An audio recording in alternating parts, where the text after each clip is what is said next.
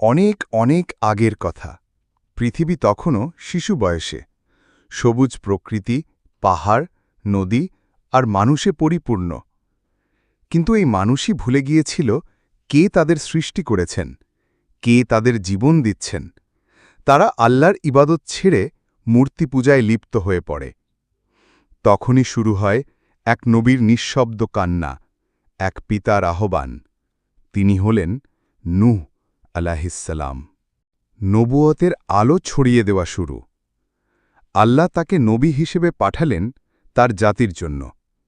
নূহ আলাইহিসসালাম তাদের বলতেন, হে আমার জাতি, আল্লাহর ইবাদত করো, তিনি ছাড়া তোমাদের আর কোনো উপাস্য নেই। আমি তোমাদের জন্য এক স্পষ্ট সতর্ককারী। কিন্তু মানুষ শুনল না, তারা মুখ ফিরিয়ে নিল। কেউ বলল, তুমি তো আমাদের মতোই মানুষ। কেউ বলল, তুমি পাগল। কেউ আবার মুখের ওপর দরজা বন্ধ করে দিল। ৯৫০ বছর ধরে দাওয়াত দেওয়া। আপনি কি ভাবছেন তিনি কতদিন দাওয়াত দিয়েছেন? একদিন, এক মাস, এক বছর? না, তিনি টানা ৯৫০ বছর ধরে মানুষকে আল্লাহর পথে ডাকেন। দিনে, রাতে, একান্তে, জনসমক্ষে, সর্বত্র। তবু কজনই বা বিশ্বাস করল? সামান্য কিছু নিরীহ মানুষ ছাড়া সবাই তাকে উপহাস করল। তার কণ্ঠ কাঁপত, চোখ দিয়ে পানি ঝরত। হে আল্লাহ, আমি আর কিভাবে ডাকব ওদের? ওরা তো আমার ডাকে পিঠ ফিরিয়ে নেয়। নির্মিত হতে থাকে এক রহস্যময় জাহাজ। অবশেষে আল্লাহ জানিয়ে দিলেন, আর নয়, তুমি এখন একটি নৌকা তৈরি করো। সেই নৌকায় থাকবে শুধু মুমিনেরা আর প্রতিটি প্রাণীর এক জোড়া করে জোড়া। ভাবুন তো, শুকনো জমির মাঝে এক বৃদ্ধ মানুষ বিশাল এক জাহাজ বানাচ্ছেন। লোকেরা হাসে, আঙুল তোলে, বলে, তুমি কি পাগল?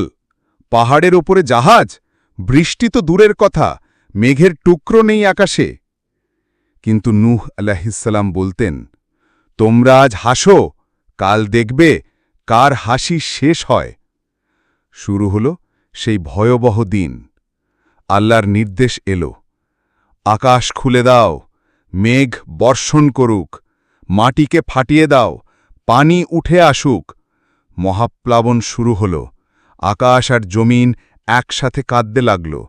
নূহ আলাইহিসসালাম বললেন, হে মুমিনগণ, ওঠো আমার সাথে এই জাহাজে, এখন শুধু আল্লাহর রহমতেই রক্ষা আছে। এই ভয়াল মুহূর্তেও একজন দাঁড়ায় জাহাজের বাইরে। সে ছিল নূহ আলাইহিসসালামের নিজের পুত্র। নূহ আলাইহিসসালাম কাঁদতে কাঁদতে ডাকেন, ও আমার প্রিয় সন্তান, আমার সাথে ওঠো, কাফেরদের সাথে থেকো না।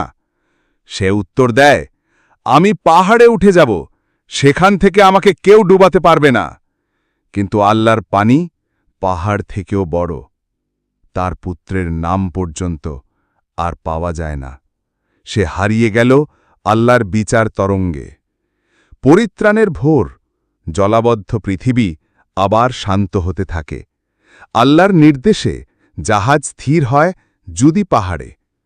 মুমিনের জন্য এক নতুন সূচনা ঘটে। নূহ আলাইহিসসালাম মাথা নিচু করে আল্লাহকে সিজদা করেন, হে আল্লাহ, তুমি রক্ষা করেছ, তুমি আমাদের পথ প্রদর্শক। আমাদের জন্য শিক্ষা। নূহ আলাইহিসসালাম আমাদের শেখান, ধৈর্য কখনো বৃথা যায় না। যখন সবাই মুখ ফিরিয়ে নেয়, তখনও আল্লাহ মুখ ফিরিয়ে নেন না। সত্য আর ত্যাগের পথ কখনো সহজ হয় না, তবে সে পথেই রয়েছে শেষ বিজয়। শেষ কথা, নূহ আলাইহিসসালামের জীবন কেবল একটা কাহিনী নয়, এটা একটা সতর্কবার্তা। আজও যদি আমরা ভুলে যাই আল্লাহকে, সত্যকে, তাহলে হয়তো আবার কোথাও শুরু হবে আরেকটি জাহাজের গল্প। পরবর্তী কাহিনীতে থাকছে হজরত হুদ আলাইহিসসালাম এবং আদ জাতির ভয়াবহ ধ্বংসের কাহিনী। চোখ রাখুন আমাদের পরবর্তী ভিডিওতে, ইনশাআল্লাহ।